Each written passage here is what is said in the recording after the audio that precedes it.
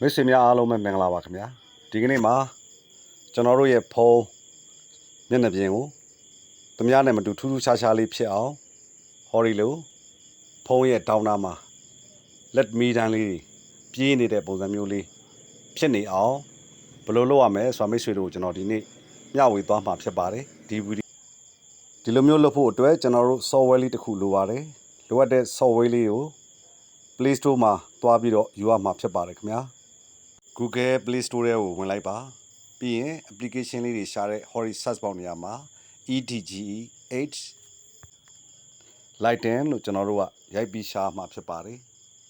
EDGE8 LIGHTING Lighten ဆိုပြီးတော့ကျွန်တော်တို့ရိုက်ရှာမှာဖြစ်ပါတယ်ဒါဆိုရင်တော့ကျွန်တော်တို့ application တွေအများကြီးကြာလာမှာဖြစ်ပါတယ်အပေါ်ဆွဲတင်လိုက်ပါခင်ဗျာပုံသဏ္ဍာန်ချင်းဆင်တူတဲ့ application တွေတွေ့ရမှာဖြစ်ပါတယ်ကျွန်တော်အသုံးပြုမဲ့ application ကတော့ Hori application လေးဖြစ်ပါတယ်ဒီ application ကို install သွင်းလိုက်ပါခင်ဗျာဒီ application လေးကသုံးရတာလဲလွယ်ပါတယ်8 lighten let border light ဆိုပြီးတော့အမည်ရပါတယ်ခင်ဗျာဒီ application လေးဟာကျွန်တော်တို့ download ဆွဲတဲ့လူအရေအတွက်တစ်သန်းလောက်ရှိပါတယ်ပြီးရင် site ကလည်း9 MB ကျော်လေးရှိပါတယ်ခင်ဗျာ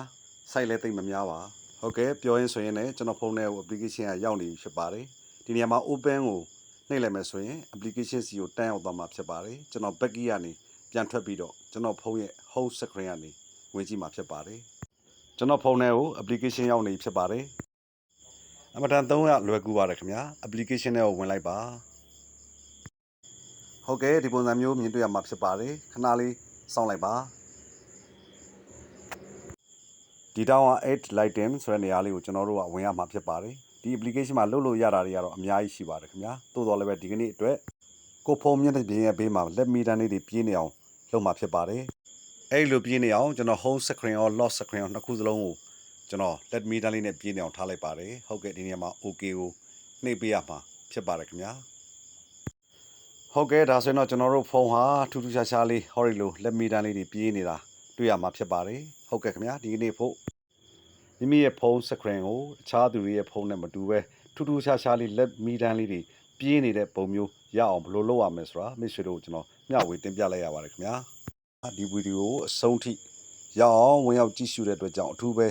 ကျေးဇူးတင်ပါတယ်အားလုံးပဲရှင်လန်းချမ်းမြေ့ကြပါစေခင်ဗျာ